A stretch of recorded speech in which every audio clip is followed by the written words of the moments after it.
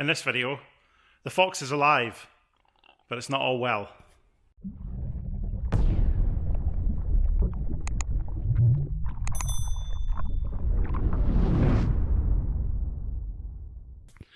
Hello everyone, welcome back to the channel. I'm pleased to announce that the engine work on the Fox is finished and I can finally show you a first start video. Let's check that out. This is the first start of the Volkswagen Fox after the cylinder head replacement.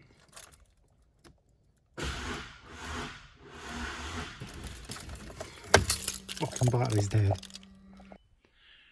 Okay, so the first start was a little bit of a damp squib. Let's try again. Okay, take two with a battery that's hopefully charged. This should be the first start of the Volkswagen Fox since the cylinder head replacement.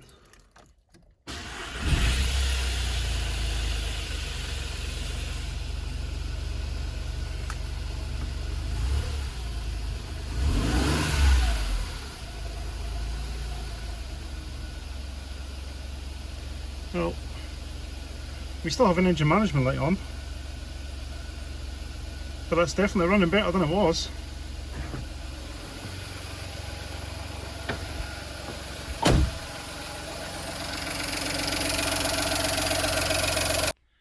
As you can see, the engine runs alright. Sounded a little bit tappety at first. I think it was just the oil getting into the hydraulic tappets. I should probably have primed them before refitting the head, but I didn't do that. But it seems to have calmed down a bit now, and it actually seems to be running alright. I took it home from the unit on the day that I finished the work, which was a little bit eventful, resulted in some of this. Because I don't think I'd bled the cooling system properly, and it was the coolant level was dropping, bringing on the low coolant warning light, which in this car, there's no temperature gauge, so the low coolant warning and the it's overheating warning is the same light comes on the dashboard, which is very helpful when you're stuck at the side of the road. But topped up the water, managed to get a bit further, brought it back to the unit, bled out the cooling system, and now it seems to be pretty good at holding on to its water, so that's good. And it really is, it's running and driving pretty well, but unfortunately, it had a little bit of an oil leak. So from where I took the timing cover off, the timing cover is joined to the sump. You need to take half of the fixings out of the sump to remove the timing cover. The official repair manual actually says to remove the sump and support the engine from above rather than below, but without the equipment to do that, I had to put a jack underneath the sump, which meant you couldn't actually remove the sump. So there was a little bit of an oil leak, well, quite a big oil leak coming out the side of where the sump joins the block, because it had been the gasket had been disturbed. So I took the sump off, resealed it all, and unfortunately that's where disaster struck. Tightening all the fasteners back up, wasn't quite paying attention. One of the fasteners has snapped off in the sump, and I've over tightened it. So that means the sump's going to need to come off for a second time, and I'm going to have to remove the broken fastener and replace it and all that lovely stuff, which is going to be a great job. And to be honest, I'm not sure when that's going to happen. So for now, the Fox is going to languish in the corner until I can be bothered taking it apart again. It's a shame because I was looking forward to using it. I was planning on using it for going back and forth to work. It's a horrible pandemic we're in the middle of. The job market's gone a bit strange, so I'm doing a temporary job for a supermarket, and it's not in the best part of town, so an old banger like this to park outside would have been pretty useful.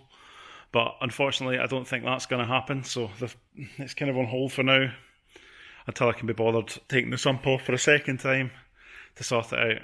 So just when you thought everything was going really well, it kind of takes a turn for the worse, and that's par for the course when it comes to working on cars, I'm afraid.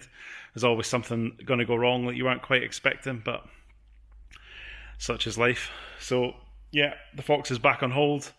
The engine does work, seems to run very well, seems to be a vast improvement on what it was before. It's got a little bit more power, not much power. I mean, it's a 1.23 cylinder, so what do you expect?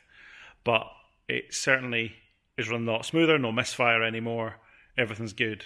And the engine management light, I checked the codes, and that was actually the historical code for the cylinder 1 misfire from before. So cleared that, engine management light's off, and actually it's running really well. So if it wasn't for my own ineptitude, it would be all back together and sorted. But that sump is definitely going to have to come off for a second time. But yeah, I'm not sure when I'll have another update on the Fox. It's going to sit here feeling sorry for itself for a little bit until I can muster the courage to do the job again that I spent the past good few hours doing. But here we are. Thanks for watching. Join me next time when hopefully we'll have a little bit more of an update on some of the other stuff that's going on here, both the Rover and the Clio, or they're kind of languishing as well of running out of motivation more than anything else. But thanks for watching. I'll see you on the next one.